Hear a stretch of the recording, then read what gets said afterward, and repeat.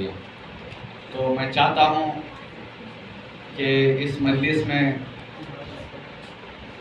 مولا عباس اور امام حسن کے فضائل بیان کیے. میں نے پچھلی مجلس میں کچھ مدت پہلے بیان اسی ایام میں یہ بیان کیا تھا کہ مولا عباس جب ماں ام البنین ہو اور باپ علی ہو تو بیٹا عباس بنتا ہے.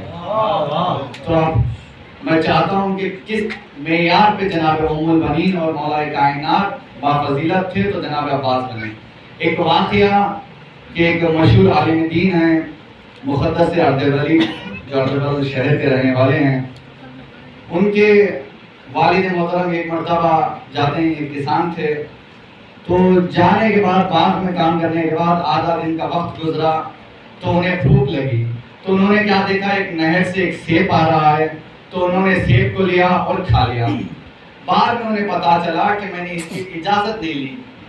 تو یعنی وہ بتانا چاہ رہے ہیں کہ اگر کھانے سے پہلے ہی نہیں، اگر کھانے کے بعد بھی اگر آپ کو یاد آ جائے کہ میں نے اجازت نہیں لی، میں نے کسی کا مال ہڑپ لیا ہے، تو بعد بھی ہم اس کو سیدھا کر سکتے ہیں. تو یہ مرتبہ انہوں نے اندازہ لگایا کہ شاید اس گھر سے آیا تھا.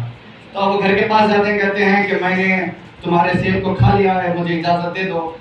پہلے انہوں نے کہا کہ ہاں اجازت دے دی. بعد میں انہوں نے سوچا کہ یہ میرے ایک کا بات نہیں ہے، یہ میرے بھائی کا بھی حصہ ہے. تو انہوں نے کہا کہ میں آپ کو آدھے سیب کی اجازت دے دیتا ہوں. آدھے سیب کی اجازت کے لیے میرے بھائی کے پاس جانا ہوگا. کہا آپ کے بھائی کہاں ہے؟ کہا وہ نجف میں ہے اور یہ مشہد میں ہے، اردبیل ایک شہر میں ہے. کہا انہوں نے سوچا کہ مجھے کچھ سفر کی زحمتیں برداشت کرنی پڑے گی اگر مجھے آدھے سیب کی اجازت چاہیے. اگر اس سیب کی اجازت نہیں ملے گی تو ہو سکتا ہے میں سینکڑوں سال جہنم میں جلتا رہوں گا. تو اب انہوں نے اردبیل سے نجف کی طرف راستہ طے کیا. اب جاتے ہیں. انہوں نے کہا جانے کے بعد جیسے آپ کو معلوم ہے نا، اگر آپ کے گاؤں میں کوئی مہمان آتا ہے تو آپ سوچتے ہیں کہ شاید وہ آ کے آپ کو زیارت کے لیے بول رہا ہے. تو انہوں نے کہا کہ میں اردبیل سے آیا ہوں. تو اس عالم دین نے کہا کہ ٹھیک ہے آپ کو تشریف لائیے، کھانا کھا لیجیے، بعد میں زیارت کے لیے لے جاتا ہوں. تو انہوں نے کہا میں زیارت کرنے نہیں آیا ہوں، بلکہ سارا ماجرا سمجھایا، میں آدھے سیب کی اجازت کے لیے آیا ہوں. انہوں نے کہا میں آدھے سیب کی اجازت اسی وقت دوں گا، ایک شرط ہے. کہا کیا شرط ہے؟ کہا میری بیٹی سے شادی کرنا ہوگا. اب ذرا سوچیے، اگر آپ اپنی بیٹی کی شادی کریں گے تو آپ ننیال دیکھتے ہیں، ددیال دیکھتے ہیں، ایسے کسی کو نہیں دے دیتے ہیں. کہا ایک مرتبہ وہ تشریف لائے، کہا کہ یہ شرط ہے. انہوں نے سوچا ٹھیک ہے میں شرط کو یہ قبول کر لیتا ہوں، اگر میں شرط کو نہیں مانا تو اجازت نہیں ملے گی، اجازت نہیں ملے گی تو جہنم میں چلوں گا. کہا ٹھیک ہے. کہا کچھ پرابلم ہے؟ کہا کیا؟ کہا میری بیٹی اپاہج ہے، اندھی ہے، گونگی ہے، بہری ہے. جیسے ہی کہنا تھا انہوں نے کہا کہ یا تو اگر میں شادی کر لوں گا یا تو میں کچھ سال جیوں گا یا میری زوجہ مر جائے گی یا میں مر جاؤں گا. کہا کچھ سال مجھے رہنا ہے. تو انہوں نے کہا ٹھیک ہے میں راضی ہوں، شادی کر لیتا ہوں. جیسے ہی شادی ہوئی، گھر تشریف لاتے ہیں، منظر بدل گیا.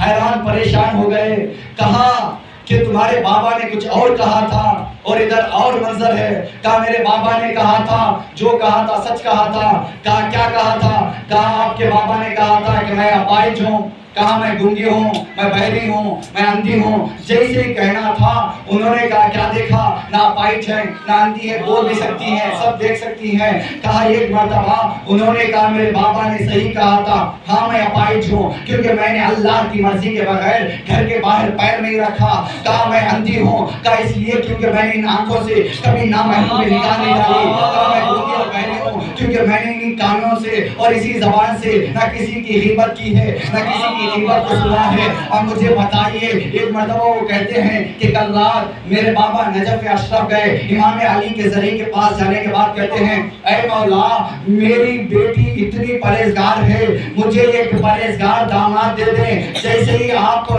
آدھے سیب کی اجازت کے لیے آئے، میرے بابا نے سوچا کہ یہ کوئی عام آدمی نہیں ہے، میرے مولا نے بطور داماد بھیجا ہے. تو ایک مرتبہ مجھے کہنے دیجیے، جب ایک باپ آدھے سیب کی اجازت کے لیے آردبل شہر سے نجف تشریف لاتا ہے اور ماں اللہ کی مرضی کے بغیر نہ غیبت کرتی ہے، نہ غیبت سنتی ہے، نہ گھر کے باہر پیر رکھتی ہے، نہ کسی نامحرم کو دیکھتی ہے، تب جا کے مقدس آردبل جیسا ایک عالی شان بیٹا پیدا ہوتا ہے۔ یہ کون مقدس آردبلی ہیں؟ ایک مرتبہ جیسے وہ نجف کو تشریف لاتے ہیں، سلام کرتے ہیں، قبر سے آواز آتا ہے علیکم السلام مقدس آردبلی۔ اگر کوئی ڈاؤٹ آتا ہے جاتے ہیں مولا یہ پریشانی ہے، یہ مصیبت میں آ گیا ہوں، تو قبر کے اندر سے آواز آتا ہے کہ اس کا سلوشن یہ ہے، اس کا جواب یہ ہے۔ تو مجھے بتائیے جب ایک عام شخصیت اس معیار پہ پہنچ کے باپ اس درجے پہ پہنچ جاتا ہے اور ماں اس درجے پہ پہنچ جاتی ہے تو بیٹا مقدس آردبلی ہو جاتا ہے اور اس معیار پہ پہنچ جاتا ہے کہ قبر سے امام علی جواب دیتے ہیں۔ اب مجھے بتائیے ام المرین کا کتنا مقام ہے، مولا کائنات کا کتنا مقام ہے، اس درجے پہ بلند ہوتے ہیں کہ بیٹا مولا عباس پیدا ہو جاتے ہیں۔ سلوات پڑھے محمد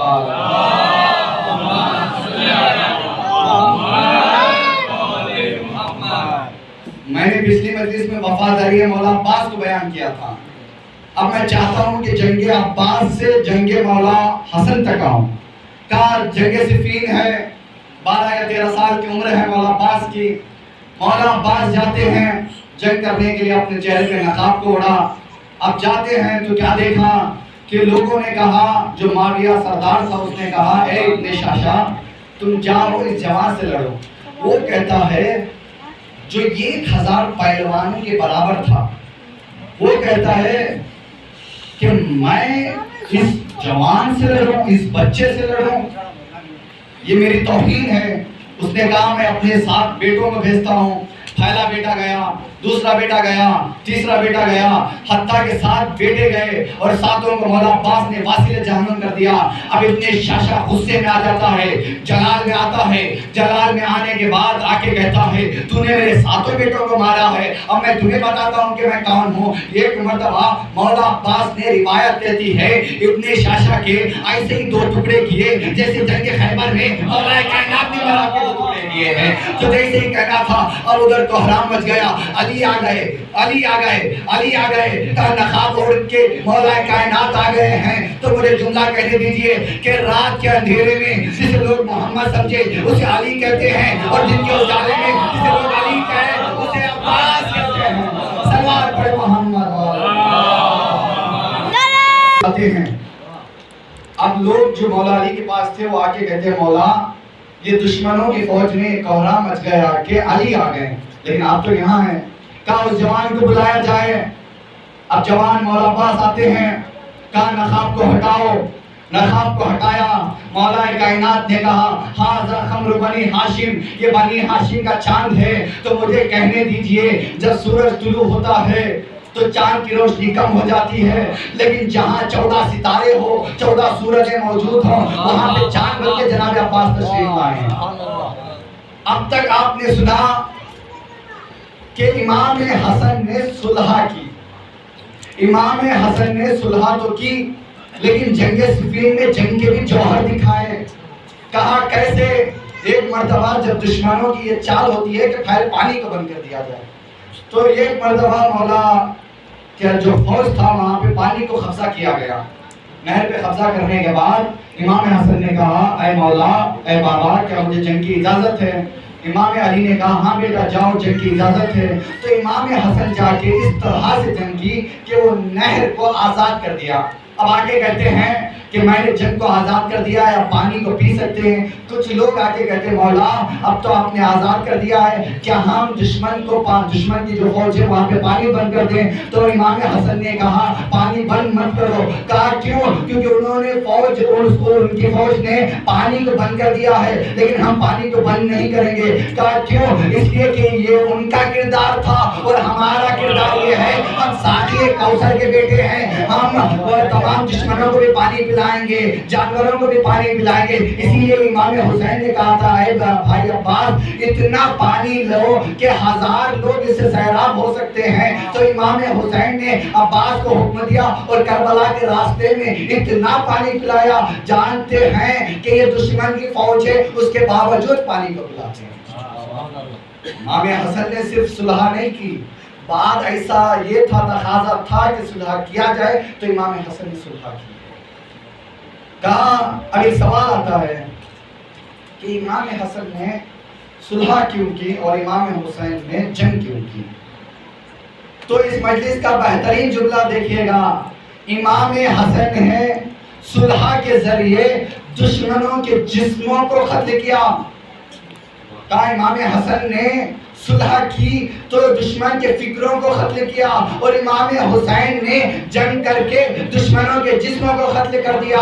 تو یعنی یہاں پہ بتا رہے ہیں کہ جہاں جس کی ضرورت ہوتی ہے اس کو کیا جاتا ہے۔ اگر صلح کی ضرورت ہے تو ایک امام صلح کرے گا، اور اگر جنگ کی ضرورت ہے تو ایک امام جنگ کرے گا۔ کہا کہ امام حسن کو کیا لقب ملا ہے؟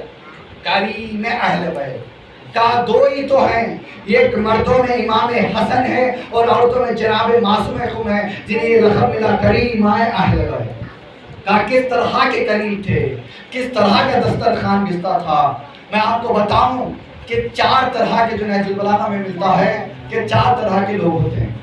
ایک سخی، دوسرا بخیل، تیسرا لعین اور چوتھا کریم۔ کہا یہ کون سے ٹائپس ہیں اور کیا کیا ہیں؟ سخی وہ ہے جو خود بھی کھائے دوسروں کو بھی کھلائے۔ بخیل کون ہے؟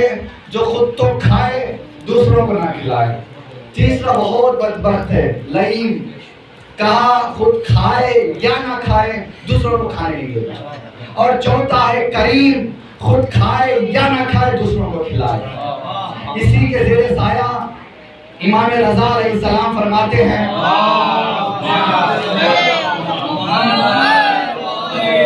لا يجتمع المال الا 5 الخصال ببخل الشديد والعمل الطويل وحرص غالب وخطر الرحم وإيثار الدنيا وعلى الآخرة۔ امام رضا کیا فرماتے ہیں کہ انسان ان 5 خصلتوں سے مال کو جمع کر سکتا ہے، یعنی مال تو جمع کر سکتا ہے لیکن اس مال کا آخرت میں کوئی فائدہ نہیں ہے۔ یہ 5 طرح کے کیا ہے؟ بخل الشدید، جو شدید بخل کرتا ہے، کنجوسی کرتا ہے۔ دوسرا والعمل الطویل، جو لمبی لمبی آرزو رہتا ہے، یعنی مجھے 200 سال جینا ہے تو 200 سال کا مال جمع کرتا ہے۔ اور تیسرا وخطر الرحم، کا جو خطر رحم کرتا ہے اس لیے رحم نہیں کرتا۔ اور چوتھا کیا ہے؟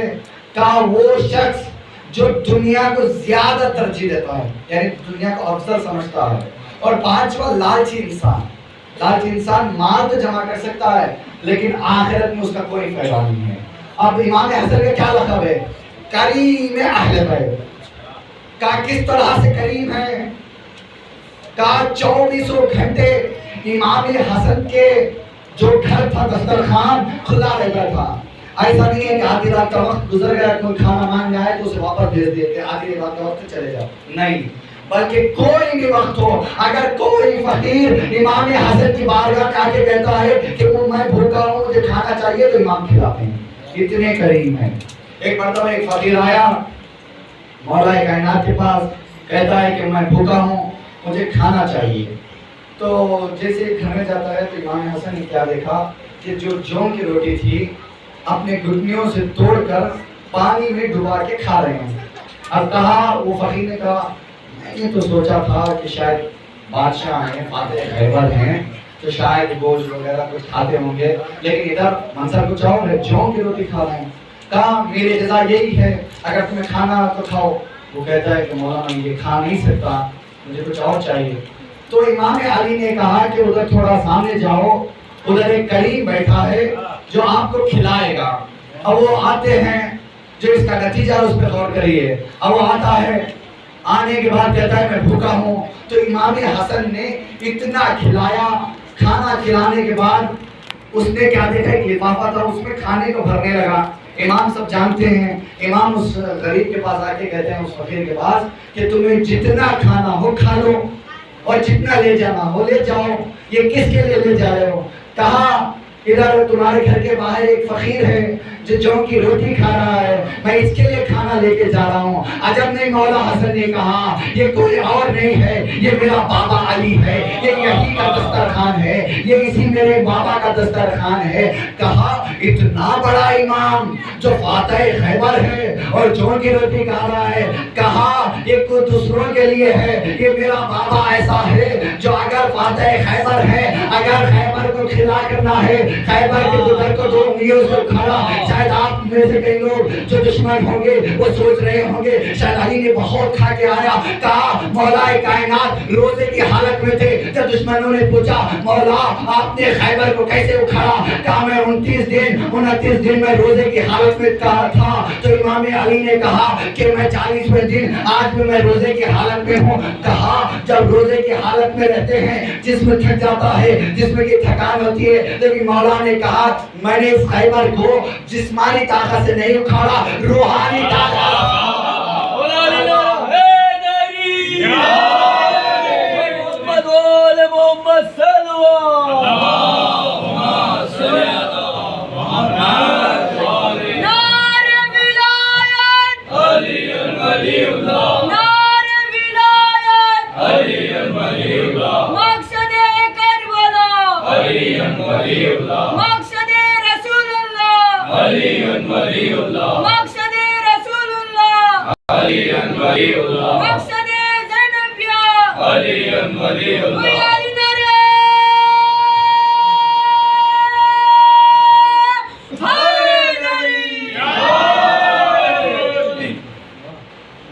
حاتم طائی کا شاید آپ نے نام سنا ہوگا، یہ بہت بڑا سخی بادشاہ ہے۔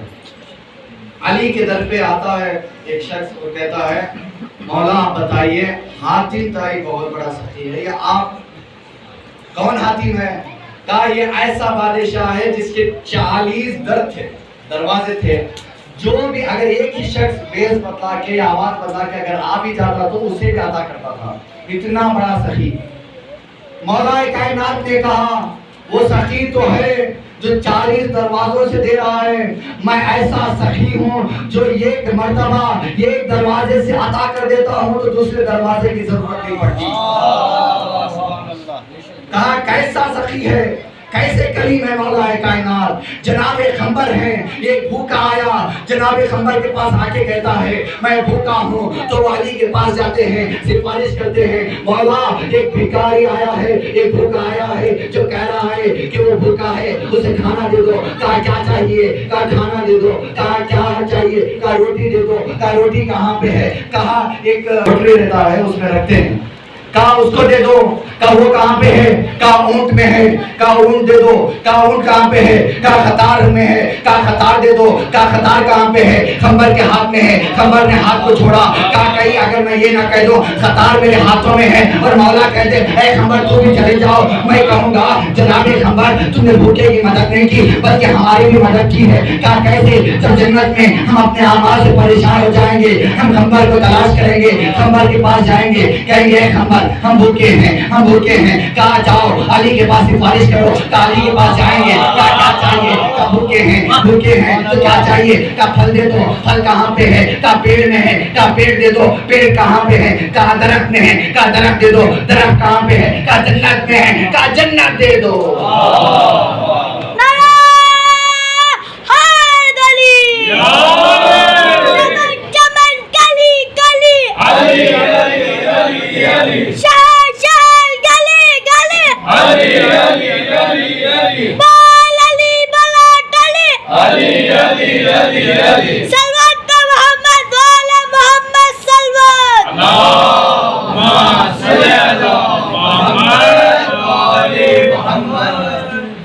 میں اور سخاوت بیان دے رہا ہوں کہ کس طرح سے میرے مولا سخی ہیں۔ کہ ایک مرتبہ معاویہ شام سے مدینہ تشریف لاتا ہے، دربار میں جاتا ہے، کہتا ہے کہ جتنے بھی صحابہ ہیں، جتنے بھی علماء ہیں سب کو بلایا جائے، کسی کو 200 درہم، کسی کو 500 درہم، جتنی رقم ہے سب کو دے دیا جائے۔ کہا سب کو دے دیا گیا۔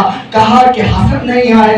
کہا حسن تمہارے در پہ نہیں آئیں گے۔ کہا کہاں پہ ملیں گے؟ کہا مسجد تشریف لائیں گے نماز کے وقت۔ کہا کہ جتنا مال کہا ایک جملہ دیکھیے گا کہ دوسروں کے مال سے، جو بیت المال ہوتا ہے دوسروں کے مال ہے نا، کہا دوسروں کے مال سے سخاوت کرنا اور ہے، خود کے مال سے سخاوت کرنا اور ہے۔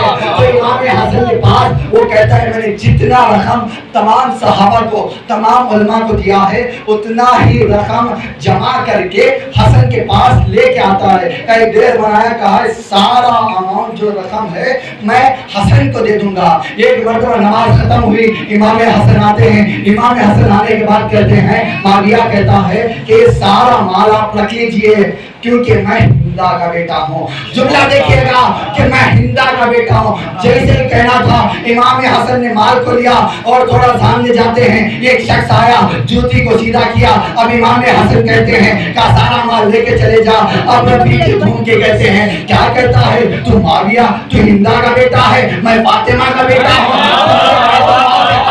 اور میں ایک جوتی کو سیدھا کرنے کے بدلے سارا مال عطا کر دیتا ہوں۔ امام حسن کی سخاوت اتنی بلند ہے، کہا تو کیا کہتا ہے تو ہندا کا بیٹا ہے، تو میں فاطمہ کا بیٹا ہوں۔ سخاوت بہت بلند ہے۔ صرف امام حسن سخی نہیں ہے بلکہ علم کا بھی معیار بہت بلند ہے۔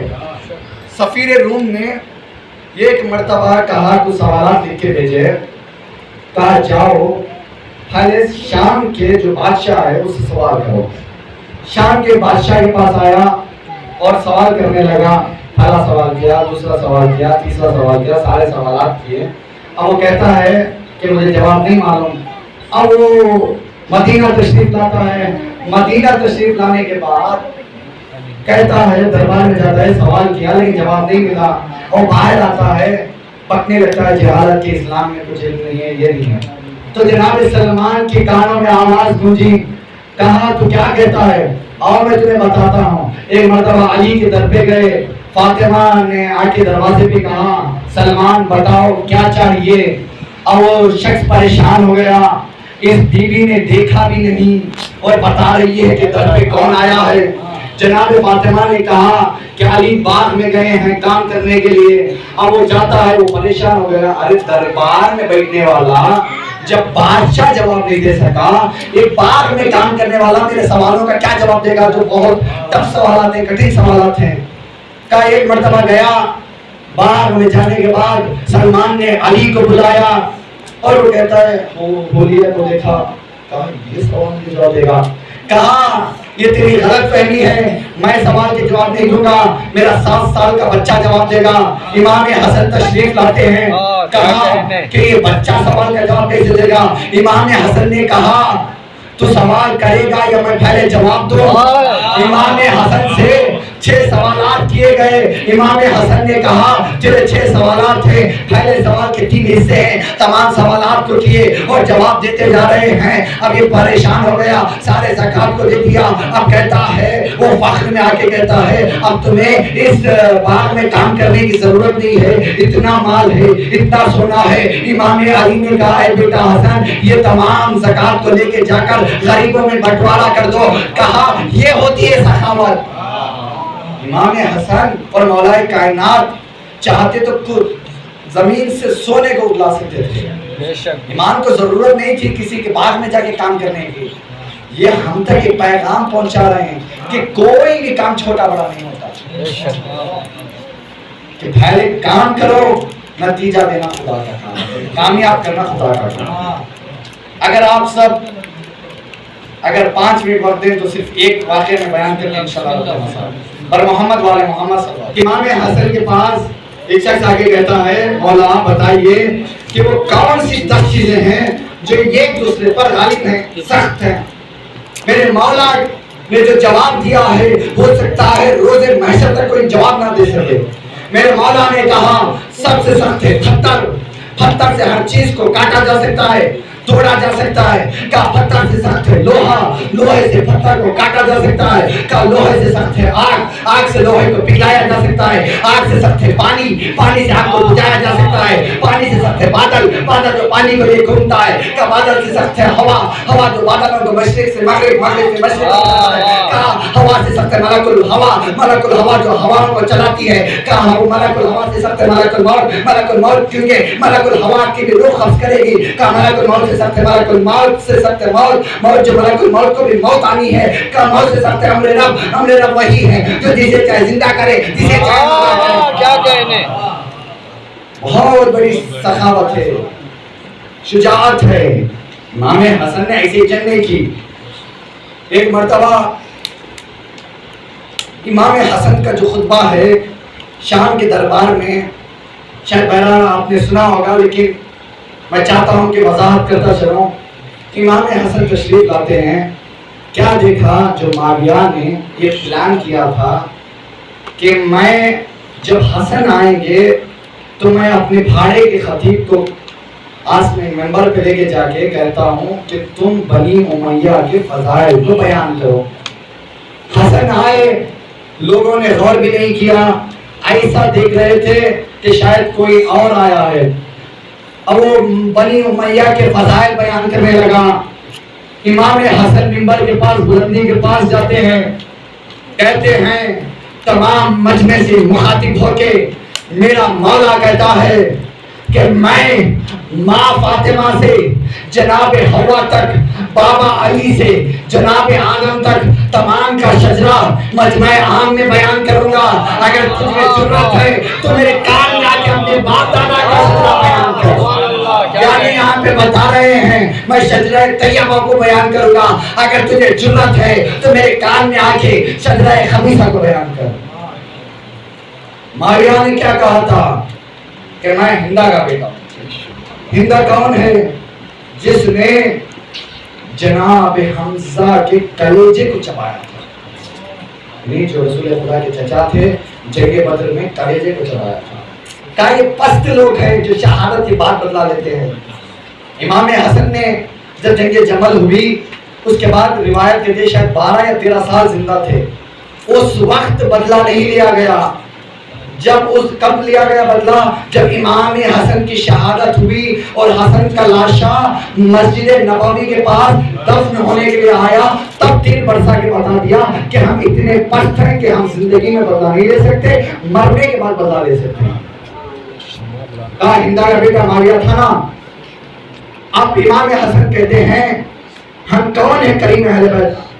ہم وہ ہیں جو شام کو عراق کر دیں، عراق کو شام کر دیں، عورت کو مرد بنا دیں، مرد کو عورت بنا دیں۔ یہ ایک شخص اٹھا، یہ ہر جگہ ہوتا ہے کہ کوئی نہ کوئی اٹھتا ہے، کہ ایک شخص اٹھا، کہا یہ کیسے ممکن ہے؟ میرے مولا نے نظر کو دوڑایا اور کہا شرم نہیں آتا کہ عورت ہو کر مرد کے مجمع میں آ جاتی ہے؟ تو روایتوں میں ملتا ہے کہ بس مولا نے اتنا کہا تھا، وہ مرد عورت میں تبدیل ہو گئی، اور جو گھر میں بیٹھی تھی عورت مرد میں بدل گئی۔ اب مجھے بتائیے، دو ہی شخصیتیں ہیں، دو ہی کرامتیں ہیں، یہ خدا ہے جو کن کہے تو وہ تبدیل ہو جاتے ہیں، وہ بن جاتے ہیں۔ ادھر حسن نے صرف اتنا کہا، شرم نہیں آتی؟ عورت ہو کر مرد کے مجمع میں آ جاتی ہے تو وہ عورت میں بدل جاتا ہے۔ اب روایت کہتی ہے شاید اس نے معافی مانگا اور کہا، ادھر امام حسن نے کہا کہ میں سخی ابن سخی ہوں، تو میں چاہتا ہوں کہ میں تمہیں عورت سے مرد بنا دوں۔ تو بعد میں وہ پھر عورت سے مرد بن گئے۔ اب مجھے بتائیے کہ کتنی کرامتیں ہیں، کتنی معجزات ہیں کہ اگر مولا کہہ دیں کہ تم عورت بن جاؤ تو عورت بن جاتے ہیں، اگر مرد بن جاؤ تو مرد بن جاتے ہیں۔ اب ہمیں یہ سوال نہ کرو کہ کیسے رسول نے چاند کے 2 ٹکڑے کیے، کیسے علی نے سورج کو پھر وہ واپس پلٹایا۔ کہا جب حسن مرد کو عورت کر سکتے ہیں تو یہ ساقی کوثر ہیں، بات ہے۔